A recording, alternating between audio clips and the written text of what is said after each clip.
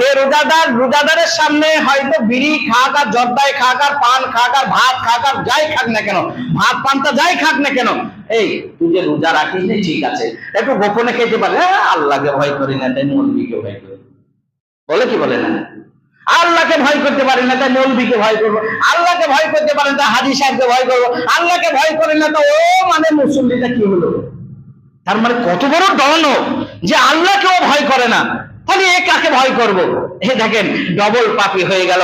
আমার আল্লাহ নবী মুহাম্মদ রাসূলুল্লাহ সাল্লাল্লাহু আলাইহি ওয়াসাল্লাম নির্দেশ দিয়েছেন কি, তুমি রোজা রাখতে পারোনি লজ্জিত অবস্থায়, অসুস্থ ঠিক আছে কি সুস্থ হও, যে কোনো হালাতে তুমি লজ্জিত অবস্থায় গোপনে তুমি দরজা লাগিয়ে খাও। একটা বাচ্চা ছেলে যদি বাড়িতে রোজা রাখে, 10 বছরের একটা বাচ্চা ছেলে যদি রোজা রাখে, তবু তার সামনে তুমি ভুলবশত এক ঢোক এক চুল্লু পানি তুমি খাবে না। যদি খেয়েছো তোমার পরকাল তুমি হারিয়েছো। যদি